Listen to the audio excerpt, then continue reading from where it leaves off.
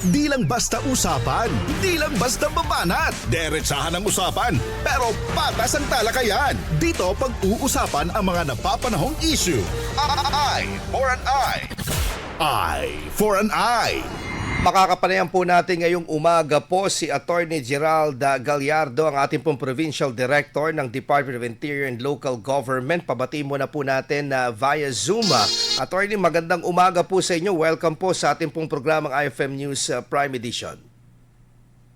Okay, good morning Idol Mark and sa lahat ng mga sumusubaybay ng ating programa. Apo. Masantos siya, busan, it's kayami. Apo, masantos sa kabasan, Attorney. Siguro diretso na po tayo. Pingi po kami ng update po pa sa pinapatupad po na latest memorandum po ng kautusan po ng DILG. At kahapon po may statement po, or nung nakarang araw may statement po si SILG Secretary Remulla hinggil po dito po sa mga ilan po na mga implementasyon. Though sa Metro Manila po yung talagang yung talagang sobrang higpit, lalo po sa mga topless po. Pero dito po, update po natin po, Attorney, sa Pangasinan, dito po sa pagtalima po ng mga LGU sa latest memorandum po na ito na inilabas po ng inyo pong ahensya.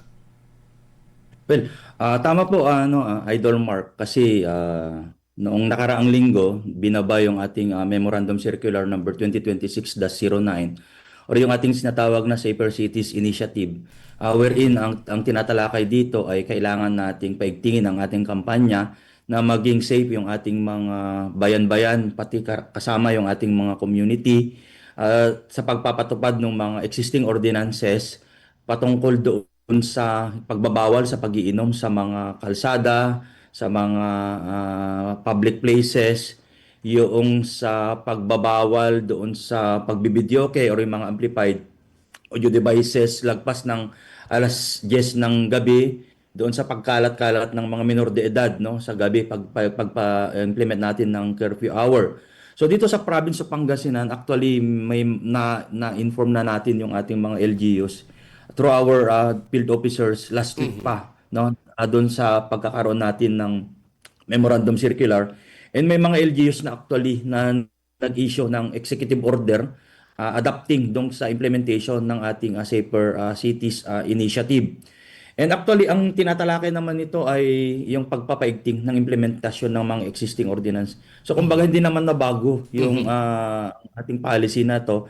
Kasi may mga LGUs na may mga existing ordinance na doon sa pagbabawal, sa pag-iinom, sa mga kalye, sa mga eskenita, sa mga public places, sa mga curfew, sa mga pagbibideo lampas ng alas 10. So kumbaga existing na yon. Ang sinasabi lang ng ating mga memorandum circular ay paigtingin natin yung implementation nito and i-ensure natin na na-implement ito. And kapag wala pa yung ating mga LGUs ng mga existing ordinance na ito, ay kailangang magpasa ng mga ordinansa. Yun yung sinasabi ng ating Safer Cities. Anyway, sinabi naman ni Secretary kahapon sa kanyang press briefing na magbababa ng mga clarificatory guidelines para linawin kung ano yung sakop ng memo circular na ito. Kasi napanood naman siguro natin yung nag-viral na video sa social media last weekend na hinuli yung naghahalo ng semento na nakataples. So parang may kalabisan daw doon sa ginawa. So magbababa ng additional guidelines. So anytime soon siguro, may ibababang clarificatory guidelines regarding sa implementation ng ating memorandum circular. Opo, doon po sa barangay level po, Attorney, kamusta naman po dito ang parang feedback po? At ano yung pwedeng maging papel po dito ng barangay council, particularly yung kanilang mga tanod po dito, Attorney?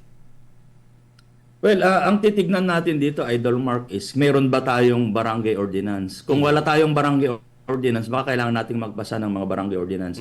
Kung walang barangay ordinance, kapag meron tayong municipal ordinance, city ordinance, or meron tayong existing national law, ang obligasyon ng ating mga barangay dyan is ipatupad ito. Kasi yun naman yung pangunahing mandato ng ating mga barangay officials, ipatupad yung mga batas at i-ensure yung maayos na pagpapatupad ng mga batas, mga pulisiya na binababa ng national government at saka ine-enact ng ating mga local government units. So ang ating mga barangay officials kasama ang ating mga barangay tanod and other barangay-based workers, sila yung katuwang natin sa pag-implement ng mga pulisiyang ito, Idol Mark. Opo, attorney, may nagtatanong sa akin kahapon, hanggang anong oras daw nag-uumpisa daw yung pagbabawal doon pag-iinom sa public place? Well, actually, ang pagbabawal sa pag-iinom sa public place ay walang actualing start and kung kailan yung end. Kasi round the clock yan, hindi yan po pwede. Kasi ang public place is shared space yan.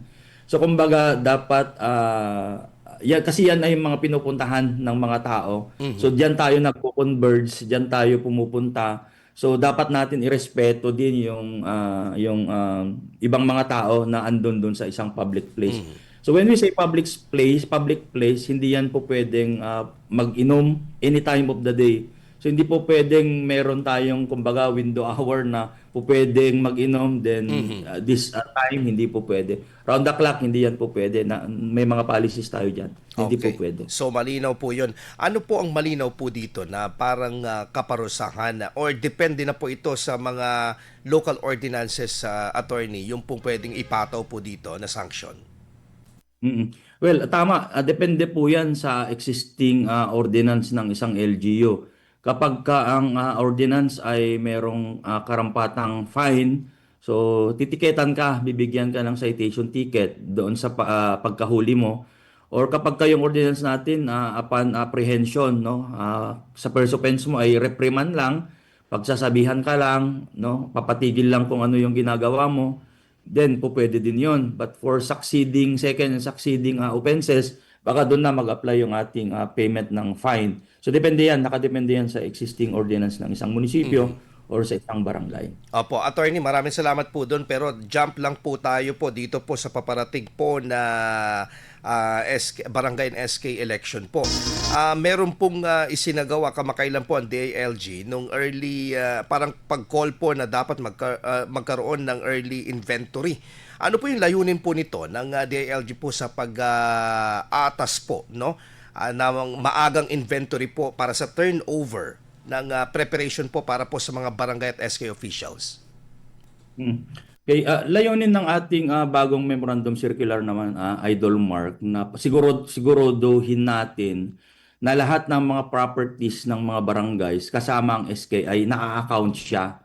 So kumbaga as early as now, dapat na i-inventaryo na natin, nalalaman na natin kung ano yung mga existing mga properties, records, accountabilities, mga pundo meron ang barangay at SK para kapag natuloy yung election, which is actually tuloy naman na kasi wala namang postponement or another adjustment doon sa term, ay ma-turn over ito ng maayos and masiguro natin na nai-account natin every single item ng ating mga barangay properties up to the last centavo ng ating finances sa barangay. Kasi experience naman ng mga nakaraan, no? May mga LGUs, barangays na hindi kumpleto yung turnover or walang na-turnover. So kailangan nating maiwasan yung mga ganung mga sitwasyon. So as early as now, dapat mag-conduct na tayo ng inventaryo para tuloy-tuloy yan and walang reason na may na-miss out na hindi na i-account. Kasi many months pa bago ang election, bago ang pag-assume ng mga bagong barangay SK officials. So dapat may i-account natin siya. So meron tayong na-organize na mga barangay inventory team. Meron din tayong SK inventory team na sila yung magkakandak ng inventory, mag-submit ng mga initial report, mag-submit ng final report later on. And meron tayong municipal city assessment transition team na ang role naman nito ay siguraduhin na ginagawa ng inventory teams natin sa barangay and SK yung kanilang trabaho and sila yung nagre-receive, nag-accept ng mga reports, nag-evaluate kung tama ba, binabanggan din nila yon sa mga existing records para ma-ensure natin, masiguro natin na tama and kumpleto yung kanilang nailistahin yung mga subject for turnover later. Opo, sa mga neophyte po natin na mga, lalo po sa SK, attorney, ano po yung parang pinaka, ano po dito, crucial na, kasi hindi pa pwedeng cramming na mga kailangan pong inventory. Kasi sabi nyo po, lahat po ng items, pero ano yung pinaka-crucial madugo dito na kailangan po talaga ngayon pa lang umpisa na nila? Well, ang problema natin sa SK, no, based na din sa aking personal experience even in my previous LGU assignments. Yung sa liquidation at saka documentation ng mga disbursements ng mga SK. Kasi it's a common observation na may mga na-implement na programs, projects ang mga SK, pero hindi kompleto yung kanilang mga supporting documents. Yun yung nagiging problema minsan. And worse, mga SKs na hindi nila na-implement yung mga projects na ganon.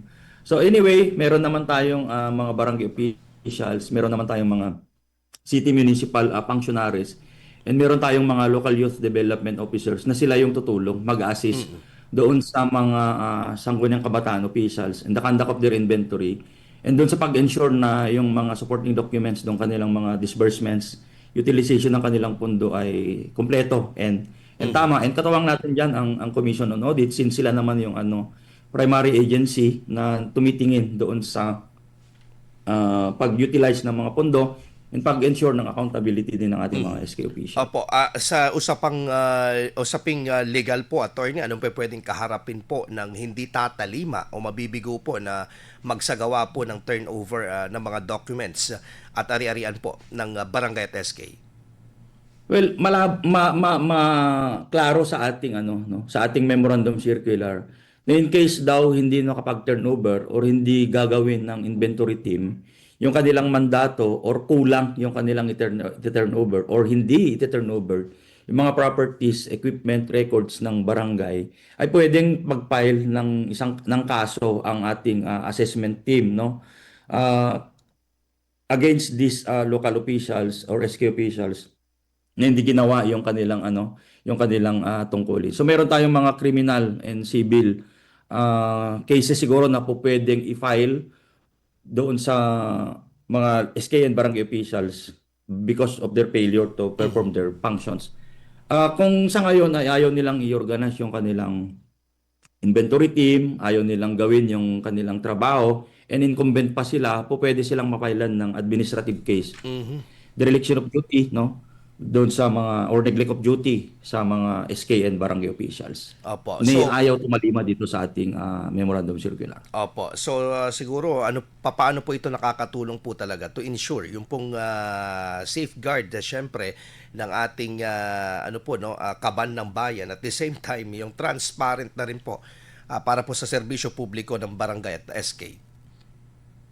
Well, i-record naman na natin sila, Idol Mark, na mag-submit na ng kanilang compliance, like na organize the inventory team, and magpapasubmit na din tayo ng kanilang mga initial inventory para ma-review na natin, ma-ensure na natin yung ating compliance sa barangay level. And from time to time through our field officers and mga partner LGUs sa baba, sila yung kasama natin, natitingin talagang pupukpukin natin sila and talagang i-ensure natin na 100% yung kanilang compliance dito sa ating memo circular. Opo. Attorney, panghuli po siguro, inyo pong mensahe po, napakalawak, napakaktibo po ngayon ng DILG sa mga direktiba. Though meron pong mga negative din na mga feedback, bashers, hindi na po natin maiwasan yan. Pero ano po ang mensahe nyo po sa publiko sa ginagawa po na mga tungkulin po ng inyo pong departamento? Well, nice ko lang pong sabihin na maliban doon sa mga inaasikaso or kumbaga parang ina-address na concern ng national government dito sa issue ng oil crisis natin, regarding doon sa mga issue patungkol sa flood control, hindi ibig sabihin na kailangan na tayong tumigil doon sa mga ibang mga concerns natin. Kasi may mga existing laws tayo, policies tayo, and may mga mandato tayo din na kailangan nating ipatupad, So while other concerned national government agencies ay ginagawa yung kanilang trabaho to address yung mga iba-ibang mga issues and concerns sa national level, tayo naman dito sa local level ay kailangan din nating ipatupad yung mga batas, mga pulisiya para masiguro natin yung safety ng ating mga kababayan, and mapababa natin yung bilang ng krimen, matulungan natin kung ano yung mga kailangan nating tulungan sa baba, and mabigyan natin ng karampatang mga assistance or support yung ating mga kababayan na mga nangangailangan. Kami sa DILG, madami tayong mga binababang mga policies patungkol dito sa mga concern na to. And sinisiguro natin kasama ang ating mga local chief executives, governor, mayor, punong barangay, and other local officials na yung mga serbisyo, yung mga programa na sinasabi ng national government para tulungan yung ating mga kababayan na medyo apektado ng mga krisis ay matulungan natin and ma-ensure natin yung accountability, transparency pa din ng ating mga local officials down to the barangay level. So pagtulungan po tayo, no?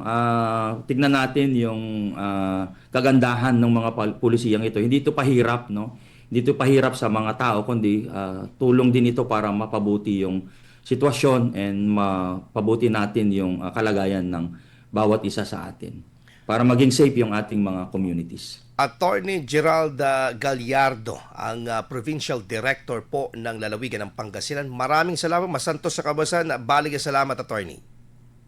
Thank you, Idol Mark.